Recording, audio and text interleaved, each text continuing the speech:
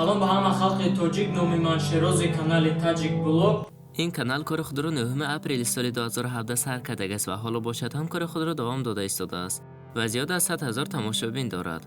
خوش آمدید دوستان، شما در کانال تایل بلاگ تیجی می باشید و امروز در برنامه ما تاریخ تاجیک بلاگ تان دامه که مشهور شد. نام کانال تاجیک بلاگ صاحب کانال شیراز سبحانوف. شیراز سال 2016 مکتب را ختم کرد و بعد به دانشگاه روسیه سپرید و حالا باشد در شهر استاوروپول روسیه زندگی دارد. شیراز کریر خود را در یوتیوب تقریبا در سال 2017 سر کردگی است. سنه رجیستراسی کانال یوتیوب باشد 18 نوامبر سال 2015 می باشد. اولین ویدیوهایی که در این کانال می برآمدند این کلیپ ها و رپ ها بودند. نه رپ های شیراز نه، بلکه رپ هایی که رپر ها می خوندند. اولین ویدیویی که شیراز با آواز خود تیار کردگی است سنه این می باشد. روز 26 март در مسکو یک شهروند تاجیک 39 ساله را подозрение فروختن گیرین کتی در سیزو محکم میکنه. اولین ویدیویی که خود شیراز در این کانال تیار کردگی و روی خود را نشان داده برنامه را پیش بردگی است 9 اپریل سال 2017 پخش کرده شدگی است. این کانال همین روز کاری خچه سر میکنه.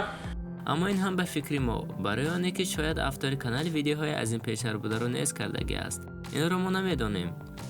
کانال تاجیک بلاگ کار خود را سر کرد و در اولین ویدیو کنکورس گذرانیده شد و بعد ویدیوها برآمدن گرفتن درباره جامعه امروزه، ویدیوهای حجوی، اکسپریمنت های گوناگون، خبرهای نو و اینها، لایف هک و دیگر نماد ویدیوها. Салам алейкум, брат. Не узнал, что ли? Деньги берешь, не возвращаешь, да? Салам алейкум, иди сюда.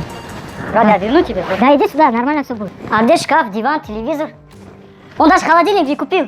Мабо خودپزی زورم و من خواستم که همه مثال چیزی که من میتونم برای شما دسترس کنم این رو شما در یک سکرتی تیار کنی پیتزا را نشان دادنی. باز زمین شیراز آنقدر بلاگر حقارتی نیست و کانال خود را با زبان ادبی با طرز فهم و پیش میبرد. این خیلی نمیشوه حقارت دیگه گپو مردا که پکلون دنمیزه. با پیش بردن کانال یوتیوب باز در اینستاگرام هم ویدیوها میبرآمدند. کینوابزار تاجیکی، ایندیسکی و اینها و لایف هک و باز ویدیو از کمپانی آوا پرابلماتیجی و آوا زنگیر پرو میبرآمدند. سلام علیکم برادرو، اصابین بچهای زنگیر. ما کمپانی نو شدگیم با نام او زنگیر پرو. شما فکر میکردین که کینو ایندیسکی فقط رقص بازیه. نه که شما خطا میکردین. و بعد 7 ماه مهنت در کانال یوتیوب تاجیک بلاگ 25,000 آبونچی شدند که با بلاگر تاجیک زبان این خیلی هم نتیجه خوب می باشد و قریب 6 ماه پیش شماره آبونچی تاجیک بلاگ به 100,000 نفر رسیدند. از همه بسیار تماشابین گرفته ویدیو این درباره دختران تاجیک می باشد که شماره پراسماتر این ویدیو به 1,200,000 رسیده است و تنها همین ویدیو میلیون نیک شده است و خلاص. اما پراسماتر همگی کانال حالا باشد از 7 میلیون گذشته است. این را هم نگفته نمونیم که بلاگر درباره تمام چیز ویدیو کردگی است. آخر کار بلاگر همین می باشد. اما این را بعضی ما نمیفهمیم و با این سبب ها بعد رس شیراز داشتم و گرجین و دیگرها رفتگی است.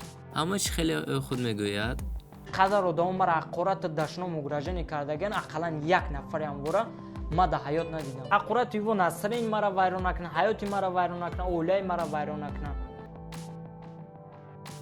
و حالا باشد کانال تاجیک بلاگ آنقدر وقتهای خوب را از سر نگذرانده ایستاده است. ویدیوها قریب 1 یا 2 مرتبه در یک ماه میبرآیند و قریب 6 ماه آخر از بین ویدیوهای شیراز تنها پراسماتر 1 تا 8 از 100,000 گذشته است و خلاص.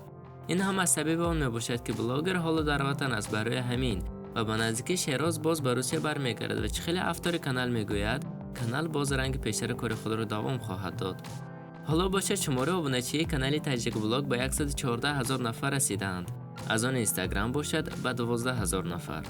دوستان عزیز، اهالی جمهوری تاجیکستان همگی 9 میلیون میباشند که نظر به اهالی روسیه 15 مرتبه کم است و بلاگرهای یوتیوب روس زبان باشند هم بعد 1 میلیون آبونه را صاحب شدن خیلی مشهور میشوند. همین خیلی نه؟ از ما باشند بعد صاحب شدن 100,000 آبونچی. خیلی اکنون دیگر تاریخ را دارد و این با تاریخ تاجیک بلاگ تا آن که مشهور شد. حتما آبونه شوید تا که از تاپ‌های بهترین یوتیوب و بطل‌های گوناگونی ما با خبر باشید. با شما بودیم تایل بلاگ تیجی تا برنامه نوبتی خوش باشید. ویدیورول در لایک موندن فراموش نکنین. ویدیورول که در تمام مردم تاجیکستان تقسیم کنین و با هم ویدیورول با آخر میرسه. همه در خیر. فکرهای خودتون در کامنت نوشتن فراموش نکنین.